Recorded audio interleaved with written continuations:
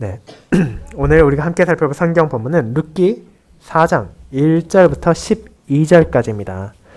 룻기 4장 1절부터 12절까지 기록된 하나님의 말씀을 살펴보도록 하겠습니다. 룻기 4장. 보아스가 성문으로 올라가서 거기에 앉아 있더니 마침 보아스가 말하던 기업 물을 자가 지나가는지라. 보아스가 이르되 아무개여 이리로 와서 앉으라 하니 그가 와서 앉으매 보아스가 그 성읍 장로 10명을 청하여 이르되 당신들은 여기에 앉으라 하니 그들이 앉으매 보아스가 그 기업 물을 자에게 이르되 모압 지방에서 돌아온 나오미가 우리 형제 엘리멜렉의 소유지를 반려하므로 내가 여기 앉은 이들과 내 백성의 장로들 앞에서 그것을 사라고 내게 말하여 알게 하려 하였노라. 만일 내가 물으려면 물으려니와 만일 내가 물으지 아니하려거든 내게 고하여 알게 하라. 내 다음은 나요? 그 외에는 물을 자가 없느니라 하니 그가 이르되 내가 물으리라 하는지라. 보아스가 이르되 내가 나오미의 손에서 그 밭을 사는 날에 곧 죽은 자의 아내 모압 여인 룻에게서 사서 그 죽은 자의 기업을 그의 이름으로 세워야 할지니라 하니 그 기업 물을 자가 이르되 나는 내 기업에 손해가 있을까요? 나를 위하여 물으지 못하노니 내가 물을 것을 내가 물으라. 나는 물으지 못하겠노라 하는지라. 옛적 이스라엘 중에는 모든 것을 물으거나 교환하는 일을 확정하기 위하여 사람이 그의 신을 벗어 그의 이웃에게 주더니 이것이 이스라엘 중에 증명하는 전례가 된지라. 이에 그 기업 물을 자가 보아스에게 이르되 내가 너를 위하여 사라 하고 그의 신을 벗는지라. 보아스가 장로들과 모든 백성에게 이르되 내가 엘리멜렉과 기련과 말론에게 있던 모든 것을 나오미의 손에서 산 일에 너희가 오늘 증인이 되었고 또 말론의 아내 모압 여인 룻을 사서 나의 아내로 맞이하고 그 죽은 자의 기업을 그의 이름으로 세워 그의 이름이 그의 형제 중과 그곳 성문에서 끊어지지 아니하게 하며 너희가 오늘 증인이 되었느니라 하니 성문에 있는 모든 백성과 장로들이 이르되 우리가 증인이 되나니 여호와께서 내 집에 들어가는 여인으로 이스라엘의 집을 세운 라헬과 레아 두 사람과 같게 하시고 내가 에브라에서 유력하고 베들레헴에서 유명하게 하시기를 원하며 여호와께서 이 젊은 여자로 말미암아 내게 상속자를 주사 내 집이 다말이 유다에게 낳아준 베레스의 집과 같게 하시기를 원하노라 하니라. 아멘.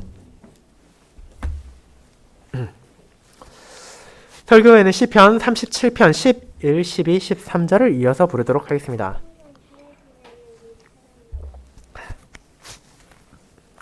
사랑하는 주 예수 그리스도 안에 있는 형제 자매님들, 우리는 종종 어떤 특정한 의도를 가지고 조직이나 단체에 속하려 하는 사람들을 볼 수 있습니다. 물론 한 모임의 구성원이 된다는 것에 있어 어떤 목적도 뜻도 없는 사람은 존재하지 않겠지만 문제는 그중 일부의 사람들은 그들이 가진 목적이 그 조직의 규율이나 의도와 어긋나는 경우도 심심치 않게 있다는 데 있습니다. 소위 단물만 빤다고 말하는 것처럼 그들이 원하는 이득만을 취하고 정작 그 단체를 위해 무언가를 하려 하지 않는다면 그런 구성원을 누가 반기고 좋아하겠습니까? 그럼에도 그런 사람들은 여러 단체에서 계속해서 발견되곤 합니다. 그리고 이런 자세를 가진 사람들은 슬프게도 교회의 역사 안에도 적지 않게 존재하는 것이 사실입니다. 구약시대에도 그리고 신약시대에도 신자로서 삶의 모든 것의 기준이 되어야 할 하나님의 가르침에 순종하며 살아가는 대신 자신이 그 종교적 공동체에 속해 있다는 것으로 취할 수 있는 유익만을 얻고자 하는 사람들이 있습니다.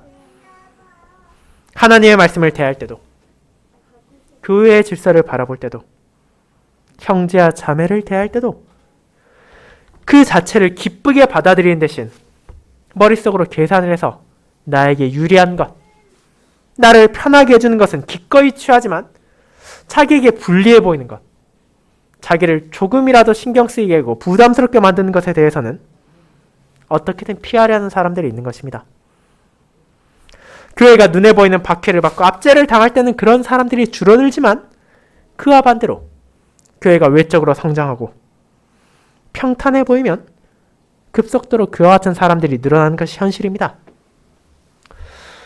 이는 로마가 기독교를 받아들인 이후에도 나타났고 자연스럽게 로마의 영역에 속한 유럽의 전역에서 그랬을 뿐 아니라 그런 기독교 국가의 직접적인 통치나 간접적인 영향을 받게 된 다른 대륙에서도 그러했습니다. 참된 믿음으로 하나님의 뜻을 배우고 그 가르침을 마음에 새기고 그 은혜에 감사하며 살기 위해서가 아니라 마치 세상의 조직을 택하는 것처럼 교회에 속함을 통해 얻을 수 있는 여러 가지 부가적 사항들, 인맥을 확보하고 사업을 확장하며 지지도를 높이겠다는 이런 제법들에만 관심을 가지며 정작 주님의 가르침을 외면하고 소홀히 한 이들이 속속 나타나고 있습니다. 그리고 우리는 그런 잘못된 자세가 오늘날 갑자기 나타나는 것이 아님을 이 룻기 안에서도 바라보게 됩니다. 오늘 본문에 드러나듯이 구약시대도 이미 자신의 이득만을 중시하고 하나님의 가르침이 우리에게 무엇을 요구하는지를 외면하는 자들이 얼마든지 있었기 때문입니다. 그렇게 이 본문을 통해 하나님께서 전하시는 말씀, 신실한 자신의 종을 통해 드러내신 진리를 주님의 가르침을 대하는 성도의 자세라는 말씀으로 설교하고자 합니다. 저는 오늘 본문에 나타나는 두 명의 대조되는 인물의 모습을 통해 하나님께서 우리가 가져야 할 주님의 백성으로서의 합당한 자세가 무엇이라고 알려주신지를 다시 한번 마음에 새기고 또 이 한 해를 저와 여러분이 그분의 가르침에 따라 살아가기를 소망합니다. 이를 첫 번째, 자신의 이득을 기준으로 행동한 아무개, 두 번째, 주님의 뜻을 기준으로 행동한 보아스로 나누어 살펴보겠습니다. 먼저 첫 번째, 자신의 이득을 기준으로 행동한 아무개에 대해 생각해 보겠습니다. 형제자매 여러분, 저와 여러분은 룻기를 살펴보며 하나님께서 어떤 방식을 통해 자신의 백성을 돌보시는지를 깨달을 수 있었습니다. 가족을 포함해 모든 것을 잃어버리고 베들레헴에 돌아온 나오미, 시어머니 한 명을 제외하고는 어떤 연고도 없고 아는 사람도 없는 이스라엘에 오게 된 이방 여인 룻. 현실적으로 보았을 때 이 두 사람의 앞날은 어둡기 그지없었습니다. 그리고 실제로 그녀들이 이 유다에 도착했을 때 무슨 일이 있었습니까? 사람들이 그녀를 끌어안고 눈물을 흘리며 반겼습니까? 그들은 그저 나오미와 룻을 바라보며 쑥덕거리고 가십을 토해냈을 뿐입니다. 아무도 실제로 그들의 사정을 알려하지 않았고 자비의 손길을 뻗지도 않았습니다. 물론 그 과정에는 엘리멜렉 가정의 과오가 있었다는 것을 인정해야 하지만 그럼에도 언약 백성들이 서로를 향해 마땅히 드러내야 할 하나님의 사랑을 반영한 모습이 사라진 것은 안타까운 현실이자 사람들이 각각 자기의 소견에 옳은 대로 행한 사사시대의 현실이 무엇이었는지를 적나라하게 보여준 것입니다. 그렇지만 아무리 베들레헴 사람들이 그녀들을 외면했다 하더라도 하나님은 그녀들을 버리지 않으셨습니다. 시녀를 통해 나오미와 룻의 믿음을 연다하신 주님께서는 그녀들을 위해 준비한 구속자를 통해 그들에게 일용할 양식을 주시고 안전을 약속하셨고 소망을 베푸셨기 때문입니다. 우리는 그 손길을 보아스를 통해 보게 됩니다. 엘리멜렉의 친족이자 하나님을 경외하는 유력한 자인 보아스는 룻과 나오미의 행적을 듣고 그녀들에게 가장 절실했던 도움을 줍니다. 룻으로 하여금 자신의 밭에서 안전하게 이삭을 줄 수 있도록 필요한 모든 것을 배려한 것입니다. 그렇게 보아스의 도움으로 일용할 양식을 얻게 된 그녀들은 여호와의 돌보심에 감사하며 그분의 은혜 안에서 자신들이 결코 버림받은 것도 아니고 방치된 것도 아니라는 확신을 가지게 되었습니다. 그렇게 하나님께서 언약 백성들에게 주신 명령에 따라 그녀들을 구속할 자, 그 가문의 이름을 끊어지지 않게 할 사람인 기업 물을 자에게로 나아감을 우리는 지난 3장에서 보았습니다. 나오미는 자신의 며느리인 룻을 향해 룻의 안식과 복을 위하여 보아스에게 나아가라고 요청했습니다. 그러나 그 제안에 따른 것은 실제로 많은 위험 요소를 가지고 있었습니다. 그럼에도 룻은 시어머니의 말을 존중하며 그녀의 말대로 타작마당에 가서 보아스가 늘 저녁까지 몸을 숨긴 후 그가 잠이 들었을 때 그의 옆자리에 몸을 뉘었습니다. 그에 대해 전혀 모르고 있던 보아스는 밤중에 깜짝 놀라 잠이 깨어 룻을 마주했습니다. 그렇게 보아스가 룻이 서로를 바라보는 장면은 낭만이라곤 눈꽃만큼도 찾아볼 수 없는 기이한 모습이었지만 성도는 그 안에서 세상의 그 어떤 아름다운 구원보다도 더 놀라운 하나님의 사랑을 반영한 신자들의 모습을 바라보게 됩니다. 이 보아스와 룻은 오늘날의 기준에서도 당시의 기준에서도 일반적인 관점에서는 전혀 어울리지 않는 상대였습니다. 한 명은 이방여인, 심지어 이스라엘 대적 가운데 하나인 모압 출신 과부였고, 다른 한 명은 나름의 명망을 가졌지만 나이가 많은 보아스였습니다. 그 두 사람이 결합한다는 것은 어떤 의미에서는 양쪽 모두에게 흠이 되고 구설수가 될 수 있는 어리석은 선택으로 보일 수도 있습니다. 그러나 룻은 보아스의 은혜를 구하며 자신의 목적을 분명히 말합니다. 이는 단순히 개인의 안위나 행복을 위해서가 아니라 하나님께서 왕을 약속하신 유다 지파의 한 가문인 엘리멜렉의 집에 이름을 끊이지 않게 하기 위한 것입니다. 그렇게 그녀는 오직 주님의 은혜만을 의지하며 신실한 자세로 보아스를 향해 나아갔습니다. 그리고 그런 룻의 모습을 보아스는 칭찬하며 주님의 말씀을 경외하는 이내로 나온 이에게 주님의 말씀을 반영한 이내로 답했습니다. 그는 룻의 요청을 받아들이며 그녀를 안심시킨 후 단 하나의 조건만을 내세웁니다. 그것은 자신보다 앞선 기업 물을 자의 의사를 확인해야 한다는 것입니다. 보아스는 여호와를 경외하는 이였기에 그 가르침을 벗어나 자신의 뜻을 우선시할 수 없었기 때문입니다. 그럼에도 혹시라도 그 사람이 그에게 주어진 책임을 피하려 한다면 내가 기업 물을 자의 책임을 다 할 것이라고 약속하고 그에 대한 징표로 보리를 준 후 룻을 돌려보냈습니다. 그 징표와 약속을 바라보며 나오미는 룻과 함께 확신을 가지고 이제 그를 통해 인애를 베푸신 하나님의 돌보심 안에서 앞으로 찾아올 일을 함께 기다렸습니다. 그와 같은 상황에서 이제 다시 한번 장면이 전환되며 오늘의 본문 4장이 시작됩니다. 이제 시점은 나오미와 룻이 아니라 보아스로 변경됩니다. 룻에게 한 약속대로 그리고 나오미가 한 예측대로 보아스는 자신이 한 약속을 지키기 위해 쉬지 않았습니다. 새벽이 되어 룻이 집으로 돌아갈 때 보아스는 어디로 향했습니까? 그 또한 편히 잠을 자지 못하고 한밤중에 일어나서 갑작스러운 만남과 대화를 해야 했기에 피곤한 것이 분명했지만 그는 자기가 한 말을 지키기 위해 성문으로 올라갔습니다. 물론 여러분은 하고 많은 장소 중에 왜 이 사람이 성문으로 갔는지에 의문을 품을 수도 있습니다. 룻과의 일련의 대화에서 나타나듯이 그는 이미 자신의 앞선 기업 물을 자가 누구인지 알고 있었기 때문입니다. 아마도 서로가 가까운 친족이었기에 그 사실을 모를 리가 없었고 보아스가 그가 살고 있는 집에 직접 찾아간다 하더라도 특별한 문제는 되지 않을 것입니다. 그럼에도 그가 이 성문이라는 장소를 택한 것에는 그에 합당한 이유와 그래야 할 필요성이 있었습니다.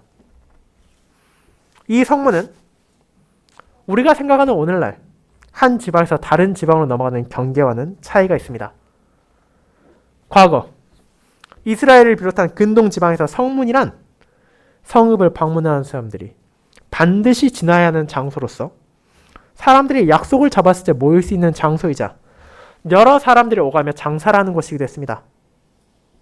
그리고 그로 인해 그 공공성의 특징을 가져 법적인 문제를 백성들 앞에서 다루기도 하는 곳이었습니다. 그렇게 여러분 종종 구약성경에서 성문에서 장로들이 모여서 죄인들을 판결하는 경우도 보게 되는 것입니다. 즉 보아스는 내가 지금 해야 할 것, 룻과의 약속을 지키는 것은 단순히 두 사람이 만나서 구두로 적당히 해결하고 넘어갈 것이 아니라 하나님께서 주신 명령에 따라 공적인 증거를 가지고 분명하게 풀어야 할 사안이라고 진지하게 받아들였다는 것을 보여주는 것입니다. 그리고 우리는 다시 한번 하나님께서 섭리 가운데 그 백성들을 인도하신다는 것을 보게 됩니다. 그가 성문에 올라가 앉아있을 때 어떤 일이 일어납니까? 마침이란 오늘 번역의 표현은 원래는 보아라 라는 뜻을 가지고 있습니다. 독자들로 하여금 자, 봐라! 지금 무슨 일이 일어나는지를, 지금 어떤 사건이 일어나는지를 주목하도록 환기시키는 것입니다. 그렇게 이 말씀에 있는 저와 여러분이 마음을 다시 한번 집중할 때 새로운 등장인물이 나타납니다. 그는 앞선 3장에서 보아스가 말했던 바로 기업 물을 자입니다. 보아스는 룻의 요청을 회피하기 위해 거짓말을 한 것이 아니라 정녕 그의 앞선 사람이 있었다는 것을 다시 한번 확인시켜주는 것이자 그 사람이 적절한 시간에 맞춰 보아스가 기다리고 있는 공적인 장소, 법적인 판단을 내릴 수 있는 것인 성문을 지나가게 함으로써 하나님의 손길을 그 백성들이 바라보게 하는 것입니다. 특별히 룻기에 나타난 수많은 우연처럼 보이는 모든 것들이 주님의 섭리에서 드러난 것임을 기억한 성도들은 이 또한 주님께서 자신의 자녀들을 향한 손길로 다스린 것임을 기억하며 이제 그와 보아스가 만나 어떤 일이 일어날 것인지를, 그리고 그를 통해 하나님께서 그 백성을 어떻게 돌보실 것인지를 기대하게 됩니다. 그런데 여기서 여러분 조금 특이한 표현을 보게 됩니다. 보아스가 그를 향해 뭐라 말합니까? 아무개요. 이리로 와서 앉으라고 말합니다. 분명 보아스는 그의 이름이 무엇인지 분명히 알고 있을 것입니다. 그런데 어째서 이런 기록이 남은 것입니까? 그에도 마땅한 이유가 있습니다. 놀랍게도 이 아무개란 표현은 성경 전체에서 이 본문에만 드러납니다. 히브리어 원어에서도 이것은 특정한 사람을 가리키는 표현이 아니라 이런 것들 혹은 저런 것들이라는 그냥 두 개의 단어를 합쳐가지고 대상의 특정성을 제거해버린 표현입니다. 그리고 우리가 룻기를 보았을 때 조금이라도 중요한 역할이 있는 사람들은 그 이름이 나타난 것을 떠올린다면 이것이 무슨 의미를 가지는지 깨달을 수 있습니다. 이 아무개란 사람은 기업을 물을 자임에도 불구하고 그 이름을 남길 자격도 없고 주님의 구속사 안에서 어떤 역할도 존재하지 않는다는 것입니다. 그렇게 기업 물을 자 이름을 남기지 않으므로 아니 그 사람이 대체 무엇이 부족한 것인가에 대해 우리가 생각하게 하는 동안 보아스는 성읍 장로 10명을 불러 모았습니다. 그렇게 그들 또한 이제 기업 물을 자와 함께 성문 앞에 자리를 잡고 앉았습니다. 여기서 보아스가 특별히 10사람을 모은 이유에 대해서는 정확히 알 수는 없지만 성문 앞에 장로를 자리 잡게 하고 그들이 복수인 이유는 확실합니다. 그것은 지금 내가 공적인 사안을 여기에서 다루겠다는 표현이며 그리고 이를 복수의 사람, 한 명이 아닌 여러 사람들이 증거하게 함으로써 그 누구도 결정난 것을 부인하지 못하게 한다는 의도를 가지고 있습니다. 물론 보아스가 여기서 기업물을 아무개에게 소송을 걸거나 그의 죄를 선고하는 것이 아니지만 그가 행할 사안은 사적인 한 개인으로 행하는 것이 아니라 기업 물을 자들 간에 공적인 성격을 가진 것이기에 그것을 증거하도록 하기 위하여 충분한 자격을 갖춘 이들을 소집한 것입니다. 이제 그렇게 공증을 위한 모든 조건이 갖춰진 후 보아스는 본론을 말합니다. 그는 아무개를 향해서 왜 내가 그를 불렀는지 그리고 왜 장로들을 모았는지를 알게 합니다. 그는 우리가 기업물을 책임 있는 엘리멜렉의 가족 나오미가 모압에서 돌아왔는데 그녀가 가진 엘리멜렉의 소유지를 누가 살 것인지를 물었습니다. 이제 성문을 지나가며 이 상황을 본 많은 백성들과 장로들이 그에 대한 확실한 증인이 될 것이니 나보다 기업물을 자로서의 우선순위가 높은 당신이 이 권한을 행사할 것이라면 여기서 분명하게 말하고 이제 어떤 구설수 남지 않도록 이 사안을 정리하자고 한 것입니다. 물론 우리는 이 상황이 이미 바람직한 것은 아니라는 것을 알아야 합니다. 이 아무개란 사람이 보아스보다 기업 물을 자로서의 우선순위가 더 높다는 말은 자연스럽게 그가 엘리멜렉에 더 가까운 친족이라는 것을 가리키고 있기 때문입니다. 그런데 보아스가 지금 나오미가 어떤 상황인지를 설명한다는 것은 무엇을 의미합니까? 이 아무개란 사람, 자기 친족에 대해 어떤 관심도 두지 않았다는 것입니다. 심지어 그녀가 돌아왔을 때 온 베들레헴이 떠들썩했다는 것을 기억한다면 그 소식을 듣고도 그녀를 도우려 하지도 않고 신경도 쓰지 않았다는 것은 그들의 친족으로서 어려워하는 형제와 자매를 도와야 한다는 책임을 이미 져버렸다는 것이기 때문입니다. 서로 자신의 가정의 형편이 어려워서 현실적인 도움을 주기 힘들다 하더라도 그녀를 찾아가 위로와 격려를 나누고 주님 안에서 소망을 가지도록 해야 했습니다. 그리고 그가 보아스보다 더 우선시되는 사람이라면 마땅히 자기가 그녀들을 도울 수 없다면 그녀들에게 보아스를 소개해서 보아스에게 그 기업 물을 자의 책임을 할 수 있는지 요청하는 것이 마땅한 것이었습니다. 그런데 그는 그 모든 것을 거부했고 오히려 그가 아니라 그보다 더 우선순위가 낮고 그보다 더 먼 친족인 보아스가 이 아무개를 부른 것입니다.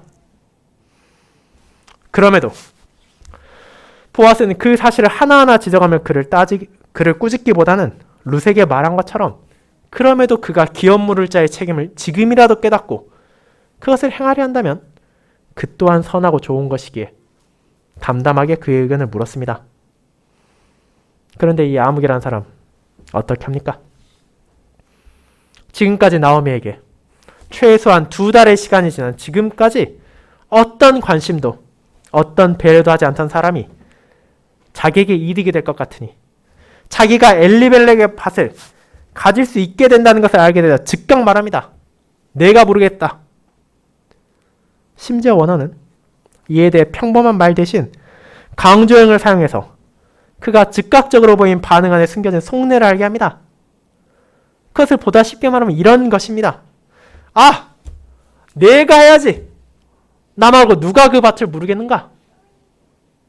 즉, 그가 이 밭을 무르게 된다면 이미 현실적으로 자식을 가지기 어려운 나오미가 죽을 때까지 어느 정도의 지원만 한다면 나오미가 죽은 후 그 땅이 자기의 가문에 속할 것이기 때문에 이토록 즉각적으로 강하게 그 땅을 물을 것이라고 말한 것입니다.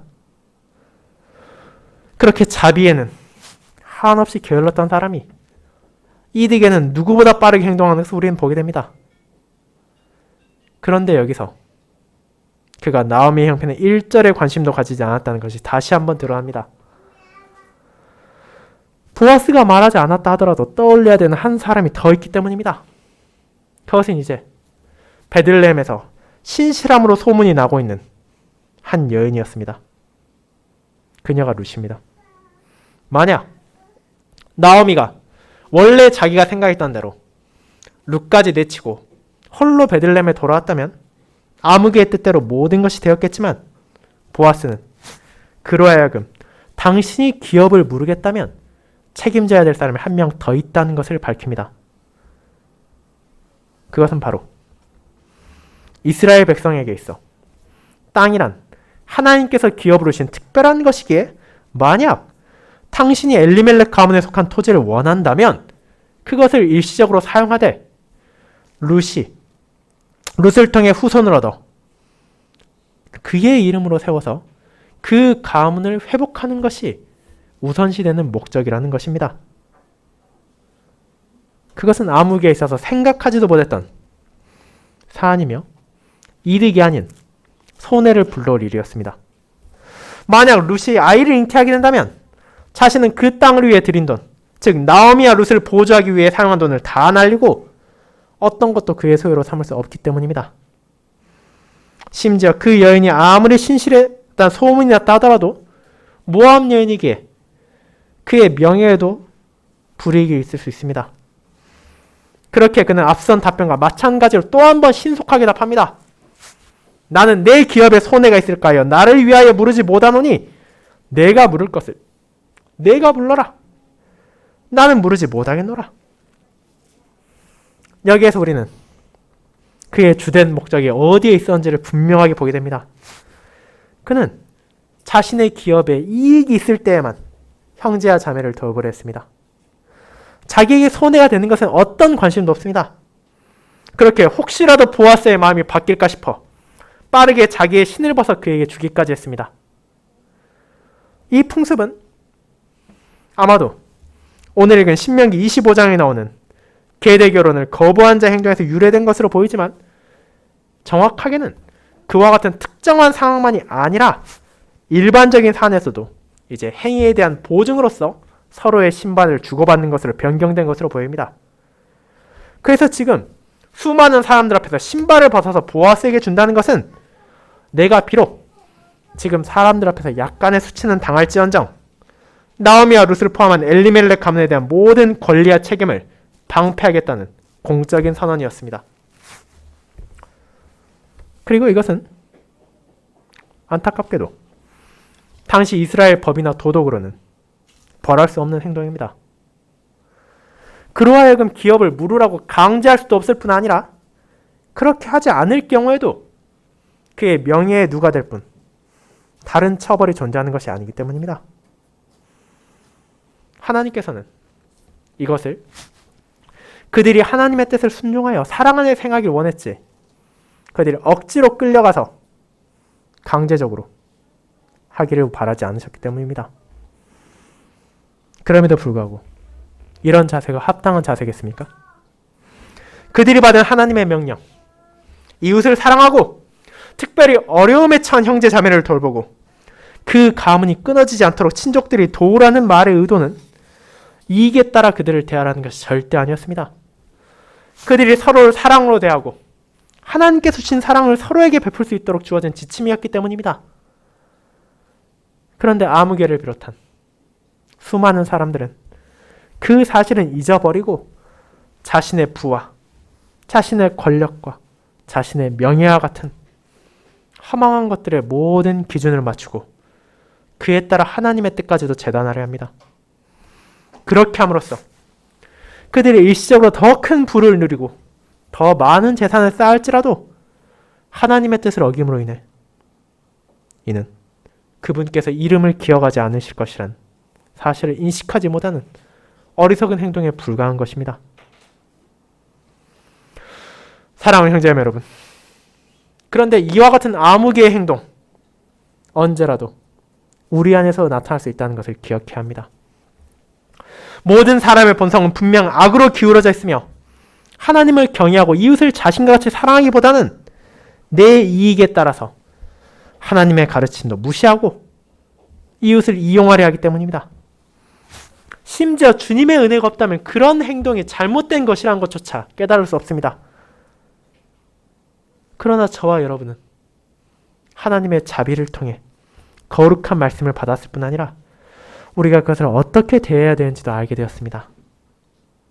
그분께서는 저와 여러분에게 세상의 이익을 기준으로 모든 것을 판단하도록 버려두지 않으셨고 그분의 말씀을 자신에게 유리하게 해석하려 하는 대신 그 안에 담긴 사랑과 공의가 무엇인지를 알게 하시고 그에 따라 살아가도록 인도하십니다. 그리고 그를 위해 자신의 독생자 예수 그리스도를 이 땅에 보내셨으며 그분의 모든 사역과 공로를 통해 우리를 죄로부터 자유롭게 하시고 기쁨 가운데 하나님을 경외하고 그 하나님의 뜻에 따라 서로를 사랑할 수 있도록 하십니다. 그 은혜 안에서 저와 여러분이 보여야 할 참된 사랑의 자세를 주님은 그분께서 세우신 종 보아스를 통해 보여주시고 그가 가리키는 온전한 구속자 그리스도 예수를 통해 마음에 새겨주신 사실을 우리는 기억할 것입니다. 그리고 이는 두 번째, 주님의 뜻을 기준으로 행동한 보아스로 이어집니다. 성도 여러분, 이런 아무개의 행동, 이처럼 급변하는 모습은 사람들로 하여금 당황하게 만들었을 것입니다. 애초에 처음부터 기업을 무르지 않겠다고 말하면 모를까? 그토록 강하게 무르기를 원했던 사람이 손해가 될 것처럼 느끼자마자 완전히 태도를 바꿨기 때문입니다. 하지만 그것은 앞서 말씀드렸던 룻기의 배경이 된 상황, 사사시대의 시대정신이기도 했습니다. 자기 속에는 옳은 대로 생각하고 자기 마음에 드는 대로 행동하는 풍습이 이미 온 이스라엘에 깊이 뿌리 박혀 있었기 때문입니다. 그러나 보아스는 그와는 전혀 다른 모습을 보입니다. 물론 그는 룻과 나오미의 사정을 잘 알고 있기도 했지만 실제로 앞선 3장에서 룻의 요청을 받았을 때 그가 보인 말과 행동, 그리고 그녀가 처음 그의 밭에서 이삭을 주울 때 증거한 신실함은 만약 보아스가 아무개의 위치에 있었다 하더라도 그 기업을 기꺼이 물을 것임을 우리에게 알게 합니다. 그는 세상의 부나 명예나 권력을 추구하며 살아가는 사람이 아니라 하나님을 경외하는 신실한 사람, 유력한 자로서 그분의 뜻에 순종하고 그분께서 전하신 말씀을 기준으로 그에 따라 자신의 모든 삶을 다스리려 노력하는 사람이기 때문입니다. 아무개의 말과 행동, 나는 기업을 물을 수 없다는 것과 그것을 증거하기에 신속하게 신까지 벗어준 그의 모습에 보아스는 한편으로는 실망했을 것입니다. 왜냐하면 룻에게 이미 전한 것처럼 그가 이제라도 자신의 잘못을 깨닫고 기업 물을 자로서 책임을 다하려 한다면 그것은 분명 선한 일이었기 때문입니다. 하지만 아무개는 주님께서 언약 백성을 보존하기 위해 주신 권한과 책임을 버렸습니다. 그렇게 하나님의 말씀에 따라 보아스는 자신에게 은혜를 구하며 나온 룻을 향해 약속한 말을 지키기 위하여 성문에 나온 장로 10명과 그 주변에 있는 모든 백성들에게 선언합니다. 내가 엘리멜렉과 기론과 말론에 있던 모든 것을 나오미의 손에서 산 일에 너희가 오늘 증인이 되었고 또 말론의 아내 모압 여인 룻을 사서 나의 아내로 맞이하겠다고 말입니다.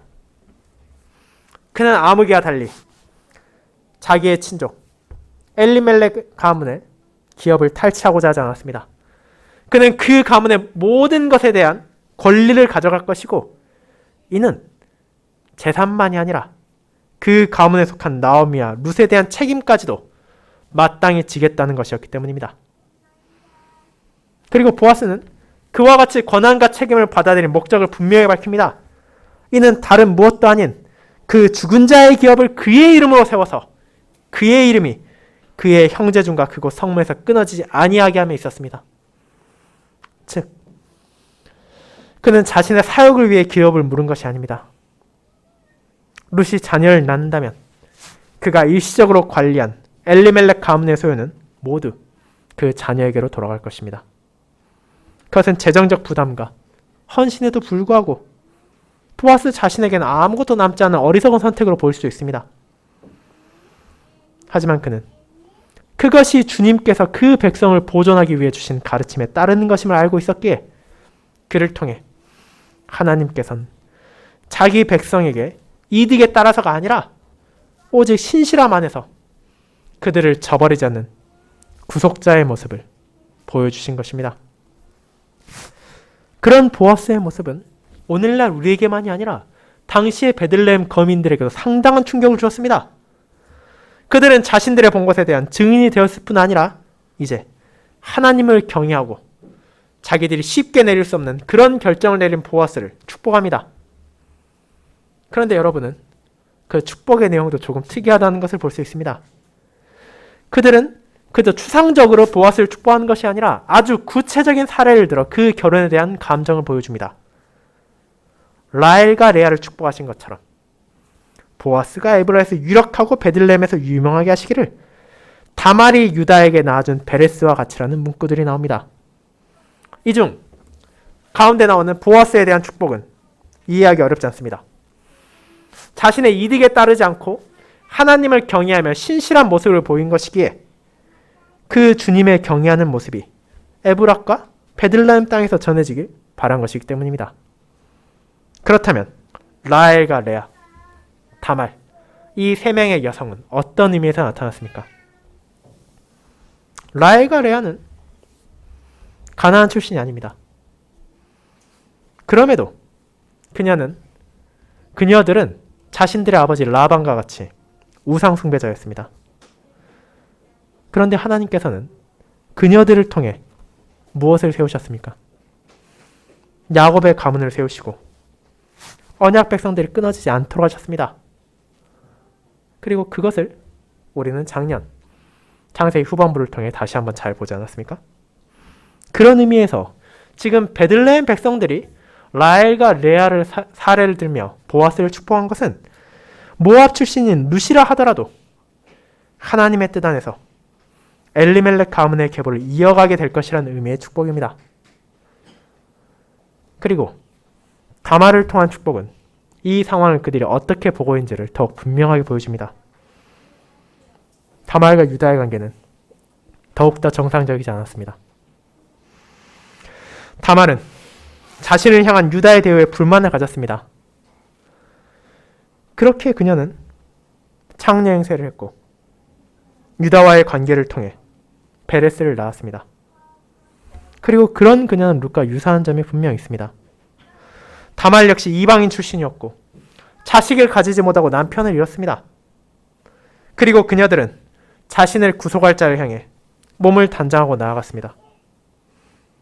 비록 그와 같은 공통점이 있었기에 베들레헴 사람들이 룻을 그와 같은 이름으로 축복했다 하더라도 그녀들을 우리는 동일하다 생각해서는 안 됩니다. 그녀들 사이에는 큰 차이가 있었기 때문입니다. 다말은 비정상적인 관계를 통해 자기의 시아버지인 룻을 속여서 관계를 가지고 베레스를 가졌습니다. 그러나 룻은 보아스를 속이기보다 그 앞에 정직하게 나아가서 자기가 무엇을 위해 왔는지를 밝히고 보아스 또한 그에 대해 신실하게 답함으로써 서로 간에 하나님의 인애를 구하고 증거했습니다. 그러나 그 사실을 누가 알고 있습니까? 지금 이 상황은 그와 같은 대화가 밤중에 나눠지고 바로 그 다음날 아침입니다.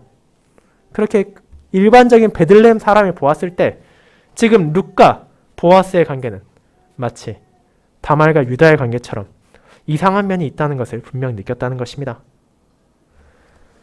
자, 그렇게 그들은 이것을 말했습니다.